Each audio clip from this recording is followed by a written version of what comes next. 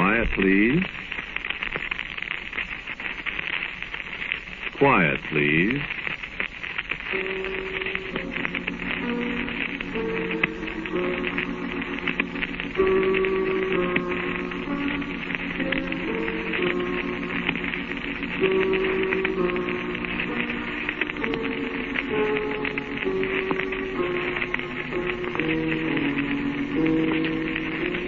The Mutual Broadcasting System presents Quiet, Please, which is written and directed by Willis Cooper and which features Ernest Chappell. Quiet, Please for tonight is called How Beautiful Upon the Mountain.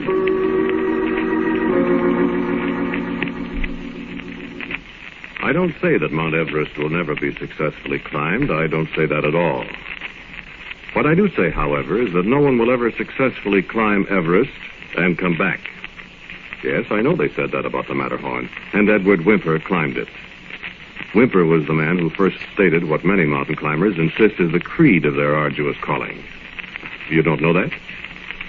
Well, it was many years ago, after he'd made the first successful ascent of the Matterhorn. Someone asked him why he could not see a mountain without wanting to climb it. His reply was simple, and it's become historic. Because it's there, he said. And mountain climbers the world over will solemnly assure you that that is their reason, too. I beg to differ. I think there's another reason. A compulsion in the hearts of certain brave men and women that has existed since the beginnings of time. A compulsion that they very probably never realize is there. A compulsion that is revealed only to a rare few of those that lift up their eyes to the hills. I think it is because the mountains have always been the earthly, abiding place of divinity. I think it's because certain mortals are consumed by a subconscious cosmic curiosity to find the abode of the gods, by an urge to seek and an overpowering hope to find naked divinity at last incarnate on the roof of the world. But these divinities do not welcome human intrusion. Men have walked upon the peak of Mount Olympus, where Zeus and Hera, Pallas Athena, and Aphrodite dwelt, and have not found them. Quetzalcoatl has departed from the high peak to the Mexican Cordilleras, where men have vainly sought him there. And though the specter of the Bakken sometimes appears today, the traveler knows it to be only the magnified image of himself. But still the ancient, secret compulsion exists. And men climb mountains because of it. In all the recorded history of the world, no known man has ever conquered Everest. The reason? Well, they speak of unclimbable walls, of the lethargy that comes from lack of oxygen. They speak of insufferable cold, of howling winds and sudden storms, of impassable crevasses and monstrous avalanches. And these things are true. I've experienced them myself. But there are avalanches and crevasses and winds and snow and cold on other mountains, and men have climbed them. Could it be that the gods have tired of retreating and have set a barrier on this, their last refuge, against the men of the plains? No man has ever looked upon the summit of Everest, more than 5 miles above the level of the distant sea. Many men have flown near Everest, hoping for a glance at the highest spot on Earth, but Everest has evaded them. In a motion picture that the Marquis of Clydesdale made more than 15 years ago, when he became the first man to fly over the mountain, the eternal veil, the plume of Everest, reached out and covered the peak. You haven't heard of that? Well, if you ever have an opportunity to see those pictures, go. Perhaps what you see will help convert you to my way of thinking. Ceaselessly, day in and day out, in sunshine and in storm, a great plume of ice crystals and powder snow streams out from the crest of the mountain, a terrible white banner that can instantly become a great whip to lash down at the mountain's own flanks as if to drive off some intruder toiling up the incredible slopes to the virgin summit. Yes, I have seen that. Others have seen it, too. Irvine and Lee Mallory saw it, the two men who came closest to the top. And the others of their party saw the plume snatch at them as they struggled upward. And when it lifted again, they had disappeared. No man has seen them since. They did find the ice axe Lee Mallory carried. They found it far down the slopes from where the plume snatched the two men away. And it was curiously bent and twisted, the sturdy, high-tension steel.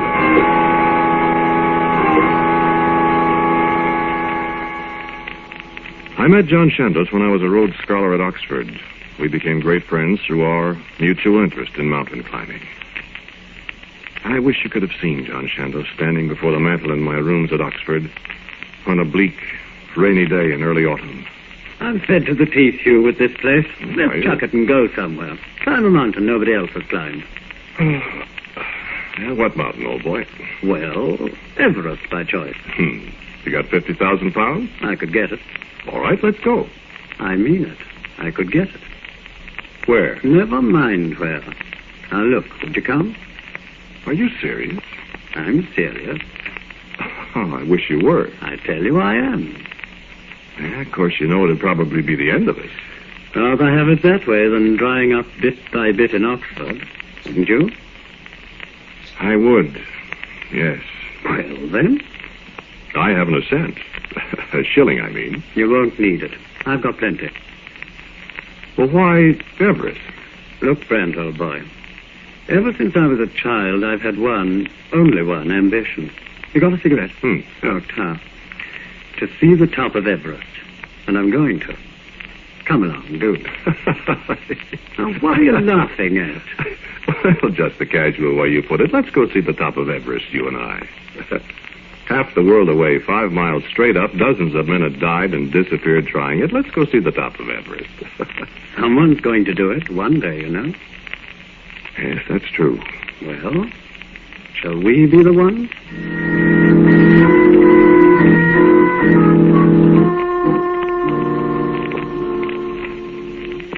And on that casual basis, the Chandos-Brant Mount Everest expedition began.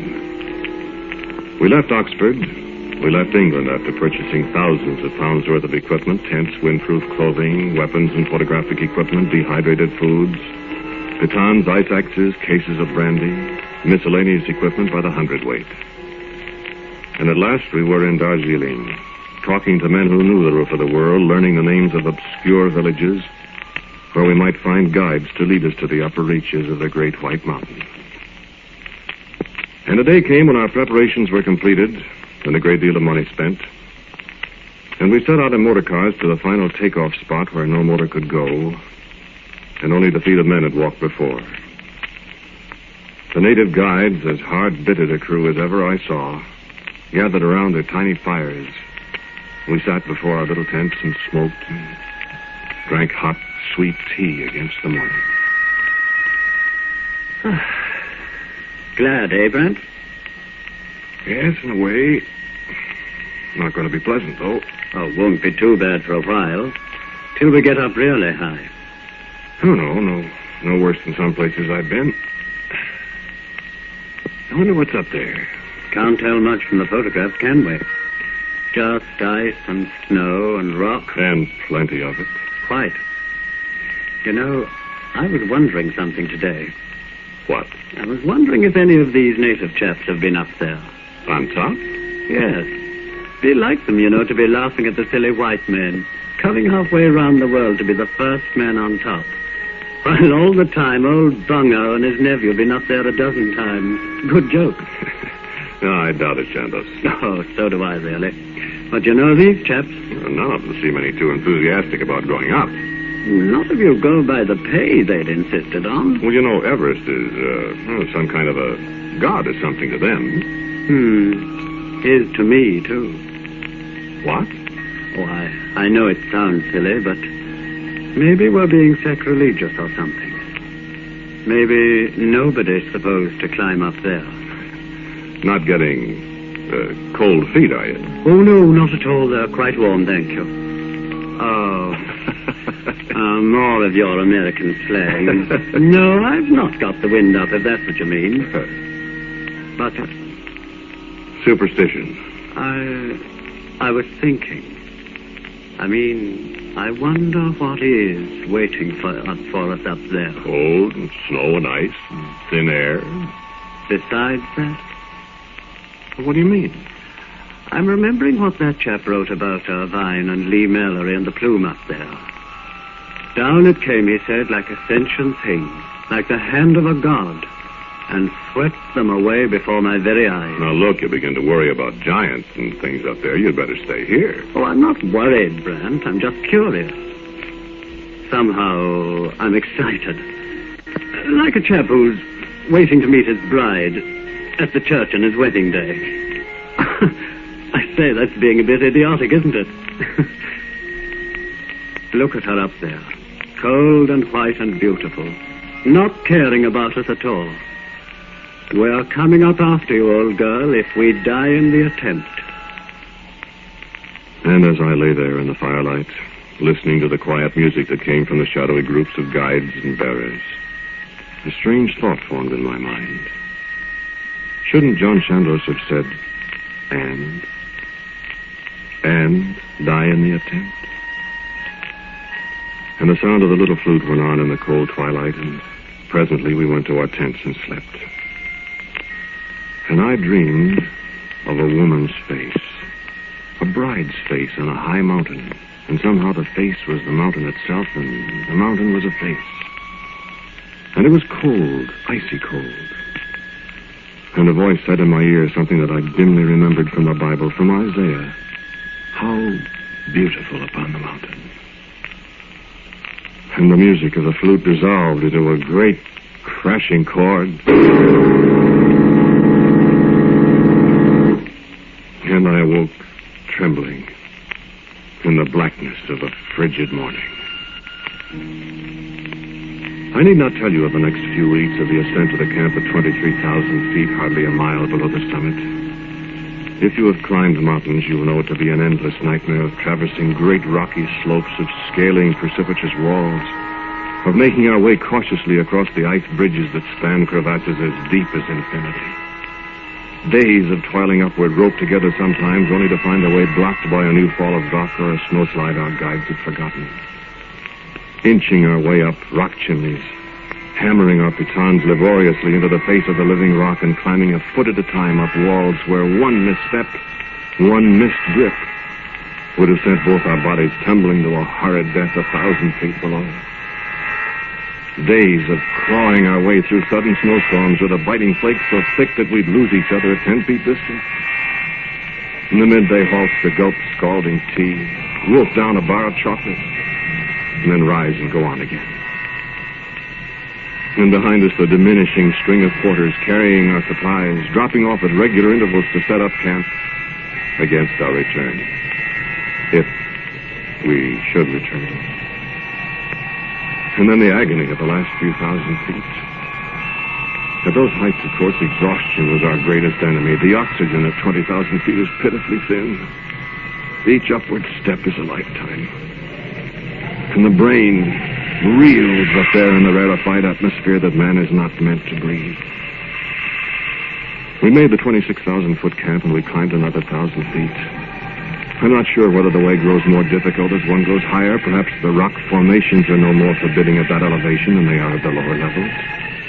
But here the strain on mind and muscle and heart is so magnified that the slightest setback is enough to cause a strong man to fall down and weep loud, freezing tears of frustration. I remember that our guides would go no farther, and we struggled upward alone that one morning. At the end of the day, we were a bare 200 feet above them. It seemed to take half the night to get our tents pitched, and I have little doubt it actually did. And I sank into delicious sleep. And again I dreamed.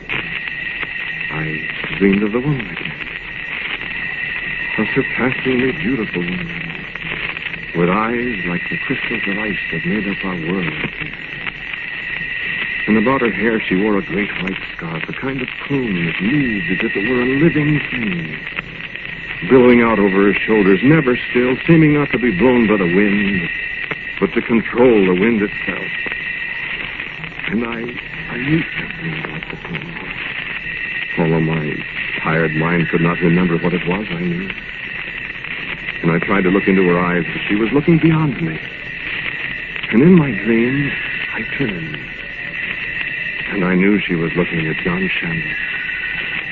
And on his face was a look of ineffable adoration. And when I turned to gaze at her again, the same look of love was in her eyes. And the veil, the plume whipped around, and I felt it brush my face like an icy lash. And it reached out and encircled John Chandos, and I awoke. And when John Chandos awoke, he spoke of a dream he had had. The most amazing dream, old boy. Dreamed of the most beautiful woman I've ever seen. Cold, like a bride. Had a great white veil, blowing in the wind. Smiled at me. Most real dream I ever had. She was barefooted in all this cold, and the veil wrapped it around me. Must be going, mustn't we? And he crawled out of the tent into the clear, cold dawn of the high altitudes. And in a moment I heard him calling. Brent! Brent, old boy! Brent, I say, come out! What's up? Come out! I found something. I crawled out with great effort to find him on his knees at the side of the tent, staring at something in the hard-packed snow. What is it? I asked. He pointed. Look, there. And I looked. There in the snow were a woman's footprints. A woman's bare footprints in the age-old snow where no human being had ever been before. On my knees, I examined them carefully. A woman had stood there for a long time, and then turned away. And the footprints in the snow led upward. I lifted my head and looked up at the top of the mountain, still far above us in the rays of the first sun. And the veil, the plume of Everest, fluttered coldly against the dark blue of the sky.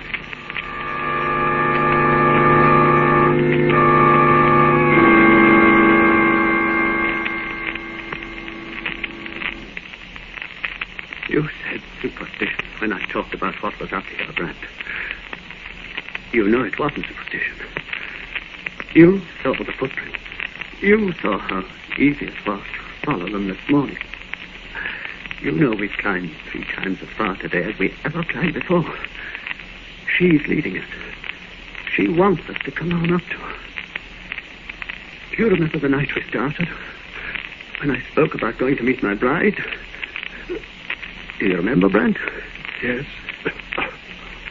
I remember. I've not taken leave of my senses, have I, Brent? Not unless I have to. My name is John Chandos. My family's coat of arms is Argent a Pile Gilt. The days of the week are Monday, Tuesday, Wednesday, Thursday, Friday, Saturday, Sunday. That's right. That's right. And we did see the footprints. Yes. We saw them. Are you afraid, Hugh? Afraid? Yes. No. I'm not afraid. Not for me. What then? I had the dream, too. Why did you say you're not afraid by yourself? Because in the dream, she chose you. Yes. I know that. You're not afraid? Why should I be afraid of my bride?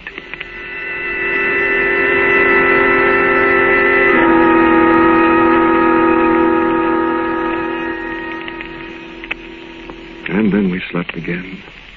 And in the morning we went higher. The way was more difficult for me, but Chandos seemed to find it almost easy. We were on the very ledge from which Lee Mallory and Irvine disappeared in the folds of the plume.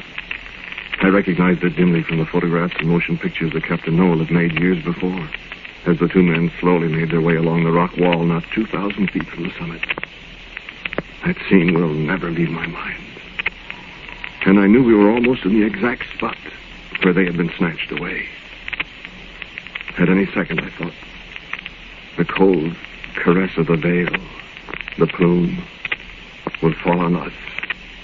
And then the silences returned. I was seized with a desperate desire to turn back, but Chandos was marching on ahead easily, while I made most heavy going on it. We were roped together, and there was nothing to do but follow. I stumbled more and more frequently, and at last I could go no farther. I sank down in the snow, close beside the wall with a sheer precipice at my elbow. And Chandos came back to me, having felt the pull of the rope at his waist. Not much further, Hugh. I can't make it. Well, higher than any man has ever been before. Look up. I looked up. It was scarcely 500 feet to go. My tired eyes told me. Scarcely 500 feet. I can't. Go on without me.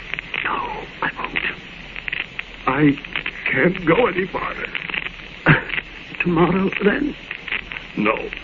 Well, what'll we do? I'm going back. You can't do that, Hugh.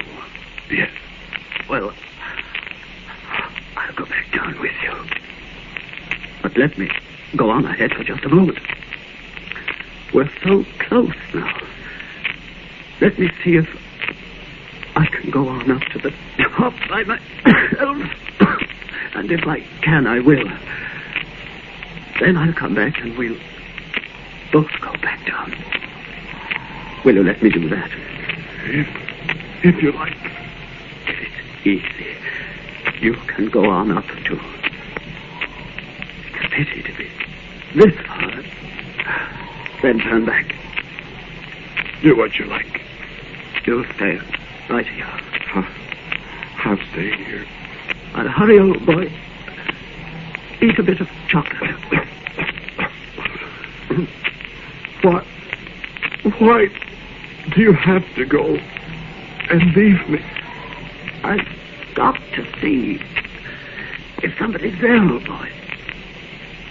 I was already falling into a half stupor as he turned and went up the ledge. And for a little while I slept, I think. Alone on a 16-inch ledge 5 miles above the ground. And I remembered confused dreams of a beautiful bride with a veil of sparkling ice crystals. And there was strange music in my ears. And presently, the sound of John Chandos' voice in disappointment. Come on, old chap. We're going back down. Down? There's no way to the top. What do you mean? There's an absolutely unclimbable wall just around that corner. No way? No way, old boy. No way at all. The rock face leans outward. I looked at it from every angle. There's just no way. So, come on.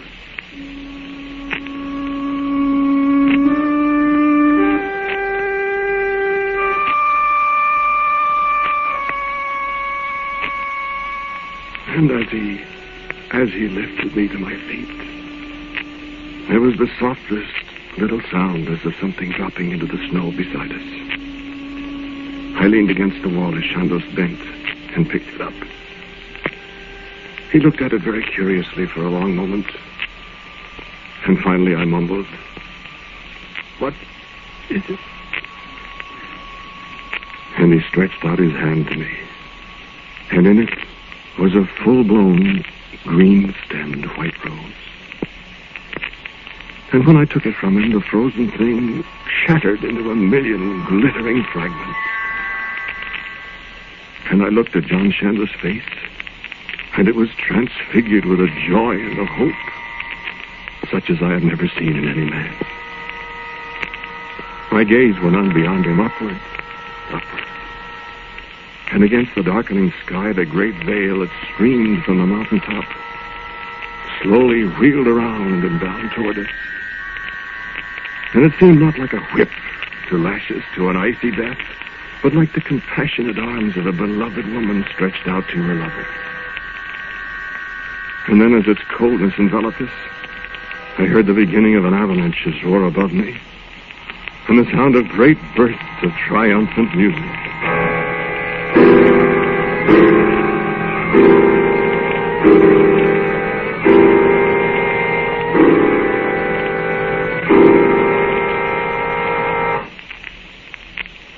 I opened my eyes, and it was morning. I lay on the snow 100 feet above our last camp, and by turning my head I could see a tiny thread of smoke rising from the tent. And I rose slowly and looked upward. The plume of Everest was still blowing wide and free from the summit. And with an effort I found my binoculars and focused them on the topmost peak. Snow and ice and barrenness. Snow and ice and barrenness, and a man and a woman. A man in mountain climber's dress. A woman in a bride's flowing white gown and a veil floating from her hair. A veil that dissolved into the great streaming banner of ice crystals flung across the sky above the roof of the world.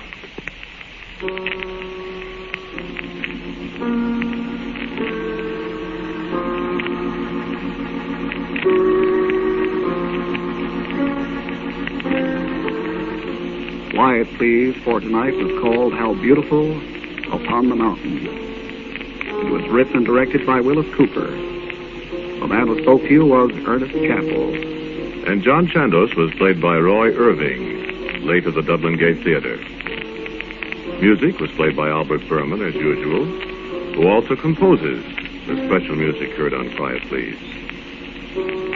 Now, for a word about next week's Quiet Please, and his usual little insertion, my good friend, Willis Cooper. The two principal characters in tonight's Quiet Please are, of course, fictitious and sprang to mature life from the keyboard of my typewriter, so don't think they're anybody you ever knew. They aren't. Quiet Please for next week will be called There Are Shadows Here.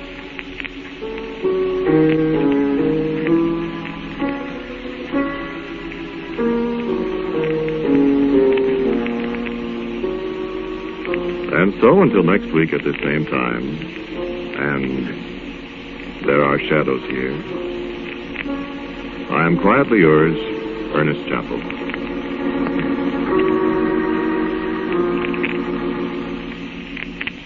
Ask yourself this question. Do I practice prejudice in any way? You know, your answer is very important. Because, after all, you simply can't hold a grudge against any of your fellow Americans and be a good American yourself. In this country today, the forces of bigotry and intolerance are definitely at work, undermining the principles of our freedom and equality upon which this nation was founded. If you help these forces of group hatred, you enlist yourself on their side and against America itself. And you also do help these forces every time you speak out against your neighbor, because he attends a different church or if he had ancestors of a different religion. Remember, your personal behavior can encourage respect for other races, tolerance for other religions, so don't betray this country by spreading the doctrine of hate and prejudice against fellow Americans. Do your part to make freedom a living reality.